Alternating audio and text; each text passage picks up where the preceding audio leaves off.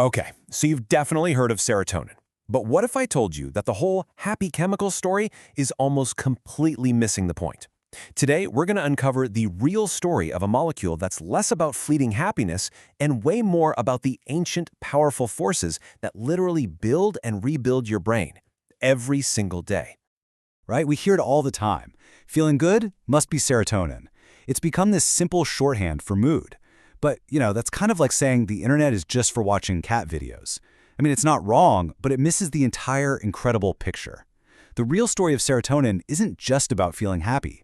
It's about this ancient tug of war happening inside you right now between two opposing forces that are constantly shaping your mind. To really get this, we have to go back. I mean, way back. Before animals, before there were even brains to speak of. Serotonin's story actually starts with plants. Its basic building block is this amazing molecule that's fantastic at absorbing sunlight. So from the very beginning, this chemical family was all about capturing energy and directing growth. And that ancient job, literally shaping life itself, is a massive clue to what it's still doing inside us. So if it's not just about happiness, what is its main job in the brain? Well, the answer lies in this fundamental tension, a constant push and pull between two big ideas, stability and plasticity. Think about it. Our brains need to hold on to what works to be stable, but they also need to adapt to change to grow. And serotonin, it turns out, is the master conductor of this entire biological orchestra. Now here is the absolute crucial piece of the puzzle. Serotonin itself is like a master key, but its effect depends entirely on which lock it fits into. We call these locks receptors. Our brains have at least 14 different types of these little serotonin docks, and each one opens a totally different door, giving a completely different command to the cell. It's this amazing diversity that lets serotonin be both a force for stability and a force for change. And to see how, we just need to meet two of its most important players. All right, let's meet the two stars of our show, the 5-HT1A receptor and the 5-HT2A receptor. And as you're about to see, they have completely opposite job descriptions. And this table just lays it out perfectly. In one corner, you've got the 5-HT1A receptor. Its whole job is to tell a cell, hey, settle down, mature, grow into your final form. It actually stabilizes the cell's internal scaffolding, its cytoskeleton, which has a calming effect. Then, in the other corner, you have 5-HT2A, and it does the exact opposite. It encourages new connections by loosening that scaffolding, promoting change, activity, and new growth. One creates calm stability, the other creates a kind of beautiful, creative chaos. They really are total opposites. So here's an easy way to think about it. We've got team stability versus team plasticity. 5-HT1A is the builder. It reinforces structures, it encourages cells to mature, it even protects them from dying off. It's all about preservation and strength. But then you've got 5-HT2A, the remodeler. It's all about flexibility, activity, and enabling new pathways and connections. It's for adaptation and growth. And you absolutely need both to build a brain that works. But this brings up a really fascinating question. I mean, where did this elegant system of opposing forces even come from? Well, the answer, which was discovered pretty recently in our own DNA, is like something out of a biological spy novel. It involves a secret that's been hiding in plain sight in our genes for over 500 million years. So where did this remodeler, this agent of change, actually come from? Well, its origin story is, honestly, it's just bizarre. It's not like most other genes at all. Okay, this is where things get really mind-bending. The original gene for our remodeler is what scientists call a nested gene.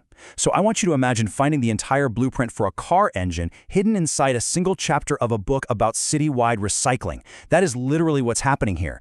The instructions for this change agent receptor are tucked completely inside the gene for the cell's basic cleanup crew. And this isn't some random mistake. It's a very deliberate, ancient pairing that has been protected for hundreds of millions of years. And this timeline shows just how ridiculously important that pairing is. Over hundreds of millions of years, our entire genome was duplicated, not once, but twice. You can see it here with jawless fish, and then again with us, the tetrapods. Now, each time that happened, we should have ended up with an extra copy of this nested gene. But each time, nature systematically deleted the extra one. Evolution is basically screaming at us that having exactly one copy of the remodeler gene tied to the cell's cleanup crew is absolutely critical. So, why? Why go to all that evolutionary trouble to protect this weird little setup? Well, it's because this ancient remodeler receptor isn't just for changing your mind as an adult. Its original job was way more fundamental. It was a key part of the blueprint for building the very first vertebrate animals. Back in the earliest stages of embryonic development, this ancestral receptor is a true master builder. It's absolutely essential for forming what are called neural crest cells. You can think of these as the body's master stem cells that travel around and build the jaw, the face, even the nerves in our gut.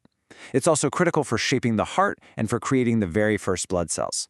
I mean, these are the absolute non-negotiable first steps to building a body. And if you need proof of its unique power, here it is, 0. That's the number of major developmental problems scientists found in mice that were engineered to lack the other remodeler receptors. They developed just fine. But if you take away this one ancient, nested receptor, development goes catastrophically wrong. That is why evolution has guarded it so fiercely. So let's bring this all home. On one hand, we have the builder system, promoting stability and maturity. And on the other, we have the remodeler system, with these ancient origins in building embryos, that promotes plasticity and change. The health of our brain isn't about having more of one or the other, it's all about the balance. And you know, one of the key researchers in this area just put it perfectly. He said that what might be critical is the balance of these opposing forces. It's not about any single action, it's about the dynamic harmony between them. So, here's the big takeaway. You've got the builder system, the stabilizer that protects what you've got. And you've got the remodeler system that helps you adapt and grow. And your mental well-being doesn't live in one or the other. It exists in the delicate dance between them, with serotonin as the conductor. And this completely reframes how we should think about all this. It's not about just opening the tap and getting more serotonin. That completely misses the point. The real goal is a healthy, dynamic balance. Think of it like a perfectly weighted mobile. It needs enough stability to stay upright, but enough flexibility to move with the wind. So this leaves us with a really fascinating final thought. When we think about everything from depression and anxiety to recovering from a brain injury, maybe the next great leap forward won't come from a blunt instrument that just jacks up serotonin levels. Maybe it'll come from finally learning how to precisely tune this ancient, delicate, and absolutely fundamental balance between building and remodeling our own minds.